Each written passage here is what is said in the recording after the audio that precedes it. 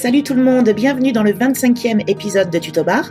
Aujourd'hui, Sébastien vous parle des 6 erreurs les plus courantes commises par les auteurs lorsqu'ils utilisent Facebook pour leur activité de plume.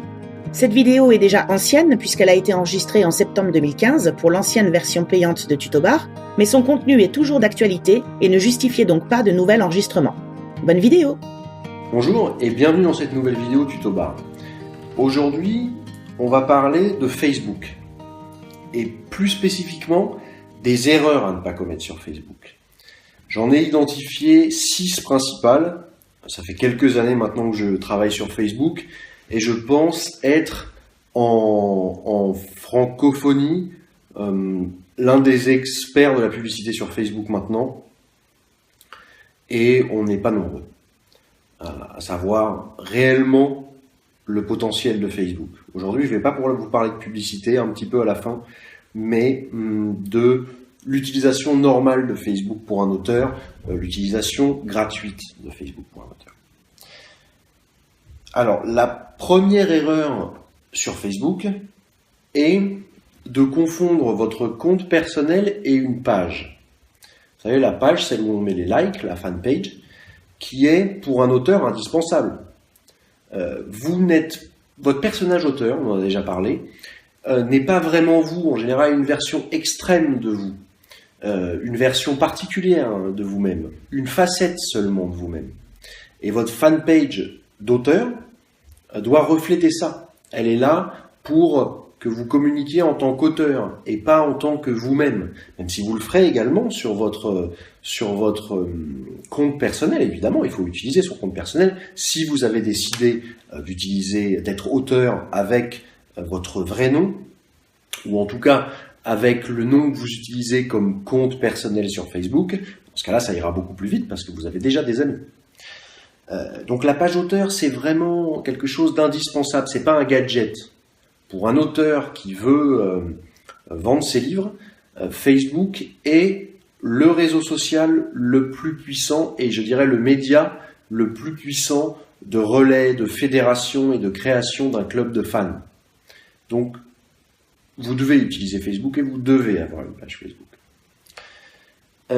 La deuxième erreur, que ce soit sur votre page, si vous en avez une, je vous déconseille fortement d'acheter des likes.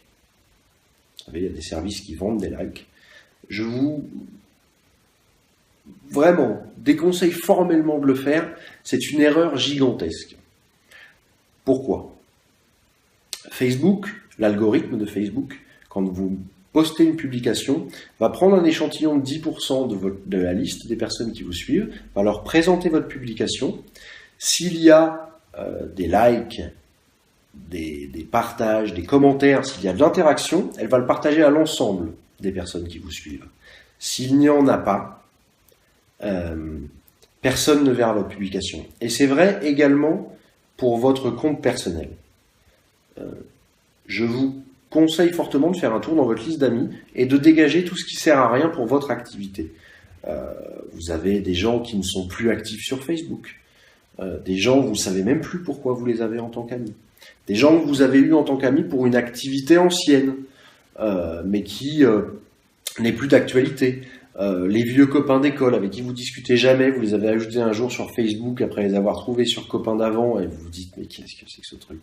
Enfin bref, vous n'avez plus rien à voir avec eux, vous n'échangez pas, vous ne discutez pas, ils mettent jamais de like, ils partagent pas. Bref, si vous utilisez Facebook avec une utilisation professionnelle, faut enlever tous ces gens. Après, vous avez la famille par exemple qu'on a souvent sur Facebook. Moi, je vous conseille de les enlever. Parce que vous avez le téléphone, vous avez X moyens de contacter vos vrais amis et votre famille sur Facebook. Vous verrez que Facebook, vous verrez si vous divisez par 4 ou 5 la taille de votre liste d'amis, vous avez multiplié par 2 ou 3 la portée de vos publications. Ça prendra quelques semaines et vous allez voir que c'est un changement énorme. Donc je vous conseille de faire ça, de regarder votre liste d'amis et quand vous vous vous rendez compte que c'est une personne, vous savez même pas ce qu'elle fait, vous savez pas qui c'est, vous dégagez, ou si c'est une personne, vous savez que vous avez 1000 autres moyens de la contacter. Votre grand-mère est sur Facebook, mais vous ne discutez jamais avec elle sur Facebook, vous pouvez l'enlever, et si elle vous demande, vous lui expliquez, elle comprendra, c'est votre activité. Donc, sur une page, en revanche, si vous avez acheté des likes, malheureusement, on peut pas enlever les gens. Donc, vous pouvez soit créer une nouvelle page, soit augmenter considérablement votre nombre de fans pour que les 10% soient représentatifs en fait et que vous ayez de l'interaction. Une autre erreur sur Facebook, c'est de ne pas avoir d'image de marque. La première chose qui fait votre image de marque, surtout si vous êtes un auteur, c'est votre visage.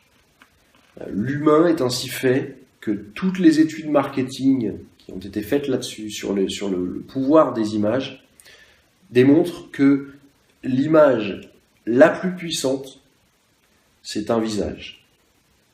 Un visage les yeux ouverts. Voilà. Pour aller plus loin, un visage d'enfant heureux avec des grands yeux marche bien. Mais là, le but, c'est pas de vendre de la lessive. Le but, c'est de vous montrer vous. Les photos de paysage, votre chien, votre chat, votre poisson rouge, tout le monde s'en fout et ça dessert clairement votre marketing.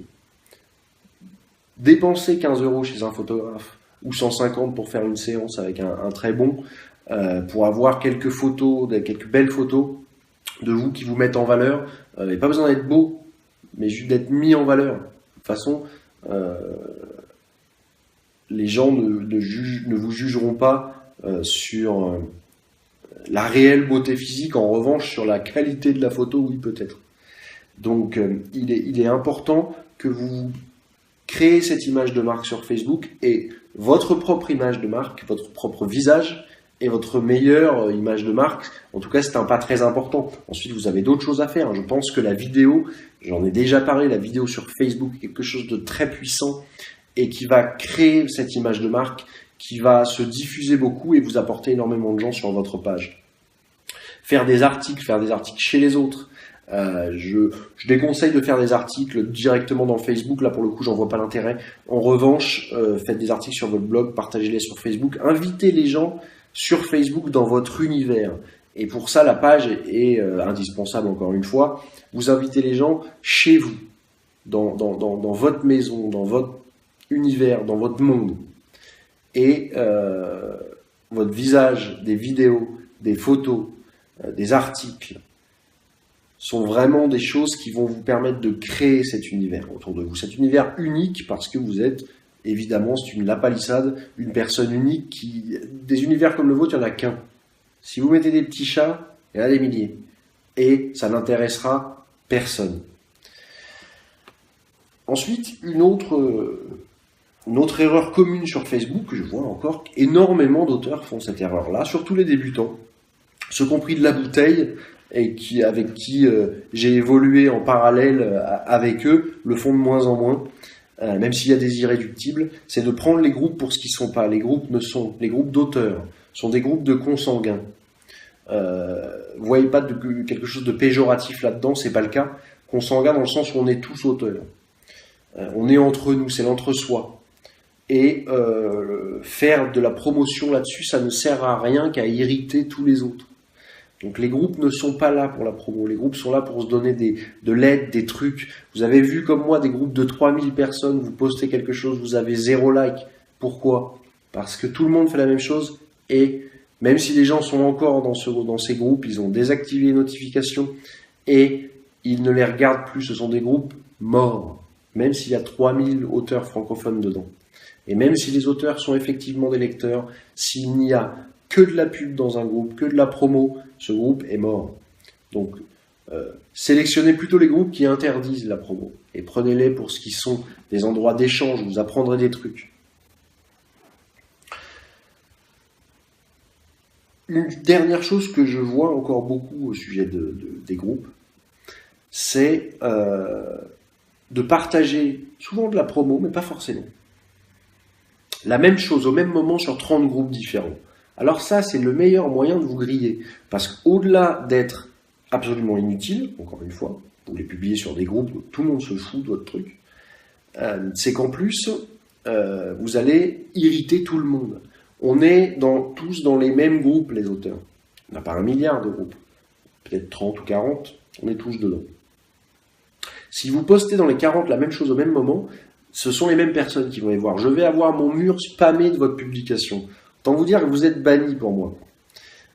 Parce que c'est insupportable. Donc le but de poster plusieurs choses à plusieurs endroits, c'est de le faire, surtout si on est sur des endroits où on est à 80% des mêmes personnes dans tous ces groupes-là. C'est de le faire à des heures différentes pour que les personnes qui soient devant ne soient pas les mêmes. Ne donnez pas l'impression que vous spammez, que vous avez publié un truc en 3 minutes et que vous repartez pendant 3 semaines dans votre grotte. Le marketing sur Facebook, c'est quelque chose de long qui va vous demander du temps et de l'investissement personnel. Une chose que je mets comme une erreur, comme la 5e, qui est la réciprocité, la participation. D'oublier que c'est ça, un réseau social, c'est pour se socialiser, c'est pour filer des coups de main. Quand vous arrivez dans un nouveau groupe de personnes, dans la vie réelle, dans la vie normale, vous n'arrivez pas avec votre bouquin dans la main en disant salut à peine, et encore vous dites bonjour si vous avez le temps. Tu veux acheter mon livre? C'est 20 balles. Non, évidemment. Pourquoi diable le faites-vous sur Facebook? Vous arrivez dans un groupe, vous connaissez personne, bonjour quand vous avez le temps, voilà le lien vers mon nouveau livre auto-publié. Tout le monde s'en fout de votre nouveau livre auto-publié. Tout le monde s'en fout. Vous êtes la seule personne que votre nouveau livre auto-publié intéresse. Donc c'est pas comme ça qu'il faut faire. Il faut que vous participiez, il faut que vous appreniez à être apprécié dans ces groupes. À être une personne qui donne de la valeur aux autres, pas une personne qui ne fait que demander. Si vous êtes le typique, et comme il y en a 50 000, qui fait que demander, mais qui partage jamais, qui like jamais, qui ne commande jamais, qui ne participe jamais aux discussions, et que vous n'êtes que la personne qui quémande un like, bon, il y en a 1 ou 2 qui sont vraiment sympas, qui vont vous le filer, mais les autres, de toute façon, vous êtes grillés pour eux. La réciprocité est quelque chose de fondamental. Encore une fois, on ne devrait pas avoir à le dire, mais sur Facebook, c'est fondamental d'être dans une réciprocité et d'offrir, de partager avant de demander quoi que ce soit. Et vous verrez que si vous le faites, vous n'aurez même pas besoin de demander. Si vous partagez les choses des autres, alors ne partagez que les choses qui vous intéressent. Un détail, mais j'en vois 1 milliard. Qui partagent des liens ou des images sans mettre un mot, sans mettre un commentaire en accompagnement du partage. Alors ça fait pas plus de musique que de pisser dans un violon. Ça ne sert strictement à rien. Il faut systématiquement mettre un message quand vous faites un partage. Sinon, votre partage ne sert à rien. Imaginez, vous partagez une promo Amazon d'un collègue. Aujourd'hui, le livre est à 0,99 € au lieu de 5 €. Vous le partagez, c'est un lien Amazon. Vous le partagez sur votre mur et vous ne mettez pas de mots. En gros, vous avez le livre partagé sur Amazon. Il ne sert à rien. Voici une publication qui sert à rien. Qui va embêter tout le monde et de toute façon, personne ne va s'y intéresser. Non, mettez un mot, comme quoi il y a une promo Amazon, le livre, vous l'avez à tel prix, moi je l'ai aimé, pour ci, pour ça. Les gens veulent connaître votre avis. Savoir ce que vous pensez, savoir pourquoi vous le partagez. Le bouche à oreille, pensez bouche à oreille. Bezos, qui est le big boss d'Amazon, dit toujours que le bouche à oreille est le plus puissant outil de marketing. Pour ça, il faut encore que les gens sachent. Donc quand vous partagez systématiquement, ajoutez un mot. Systématiquement. Même si c'est un petit mot, même si vous n'avez pas le temps, même si vous le faites sur un téléphone, mettez un petit mot toujours sur vos partages. Même si vous partagez un statut, tout ce que vous partagez, un petit mot perso. Vous verrez que plus vous êtes dans ce partage, plus les autres partageront pour vous. Un pourcentage des autres, il y en a qui ne le feront jamais. C'est pas grave. Vous le faites parce que vous appréciez ce que vous avez partagé, vous appréciez la personne ou son activité ou sa production. Vous le faites pas en espérant une réciprocité. Vous l'aurez parce que encore une fois, l'humain est ainsi fait que quand on donne quelque chose, on a envie de faire la même chose. Et c'est comme ça que ça fonctionne, et c'est comme ça que votre base Facebook va augmenter, votre notoriété sur Facebook va augmenter. Vous serez une personne perçue comme sympa, agréable, qui a compris l'utilisation des réseaux sociaux, qui partage les activités des autres, qui partage intelligemment parce qu'elle le fait bien, elle le fait avec un commentaire, un petit mot sympa. Et vous verrez que vos résultats sur Facebook vont exploser. La dernière erreur sur Facebook, j'y mettrai un bémol à la fin, c'est d'espérer que vous allez vendre quelque chose sur Facebook. Facebook est là pour animer un réseau, pour animer un groupe de personnes qui vous suivent, pour les fédérer, pour partager des choses intéressantes avec eux. Ça crée de l'émulation, ça va vous créer de la notoriété. En revanche, ce n'est pas fait pour vendre directement. Encore que il y a des moyens de vendre directement sur Facebook, mais là, il faudra que vous soyez soit vous-même un expert du domaine, que vous ayez vous-même dépensé quelques milliers d'euros en publicité qui ne servait à rien, soit que vous preniez les conseils d'un professionnel en la matière. Si je vous parle de pixels d'audience personnalisés, de pixels de conversion, et que pour vous c'est du chinois, c'est que vous ne savez pas utiliser Facebook. Si pour vous pub Facebook ça veut dire mettre en avant une publication avec une audience approximative, que vous n'utilisez pas Power Editor, c'est que vous passez à côté de la pub Facebook, et que c'est bien parce que ça aidera à votre notoriété. En revanche, ça ne vous fera pas vendre, ou en tout cas pas vendre de manière rentable. Les publicités vous coûteront de l'argent, mais vous ne rentrerez pas dans votre investissement. Ce que je trouve très bien, la notoriété a un prix. Payer pour de la notoriété, ça a de la valeur, donc c'est très bien. Mais si vous vous attendez à avoir un retour d'investissement sur Facebook, là il faudra aller beaucoup plus loin. Facebook notamment vous permet de savoir précisément quel est le sexe, l'âge à 2-3 ans près, et l'activité des personnes qui sont vos acheteurs. Et ça, c'est une information qui a une valeur énorme, mais bon, ça coûte de l'argent à mettre en place, et je comprends qu'un auteur puisse se dire, un éditeur c'est différent, je pense qu'il doit investir de l'argent là-dedans. Un auteur, je comprends que ce soit plus problématique de dépenser des centaines ou des milliers d'euros pour faire des tests et déterminer mieux son audience, toucher mieux son audience. Je pense pas qu'il faille dépenser plus de 5 ou 10 euros par jour pour développer votre notoriété sans avoir un retour sur investissement. Je pense que si vous souhaitez dépenser plus, il faut que vous le fassiez de manière professionnelle.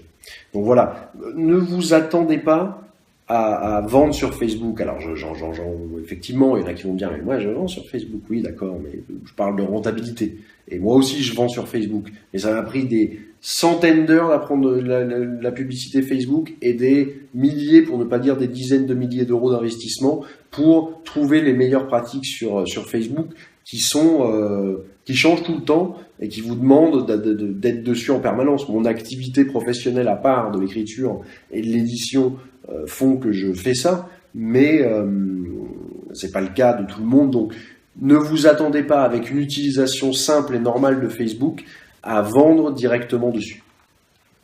Donc j'espère que ce tuto vous évitera de faire des erreurs sur Facebook et vous montrera comment bien utiliser Facebook. Le plus important, évidemment, c'est pas de me dire oui c'est super, c'est de l'essayer, de l'appliquer et de mettre en place tout ce que je vous ai dit, principalement le nettoyage de votre base d'amis.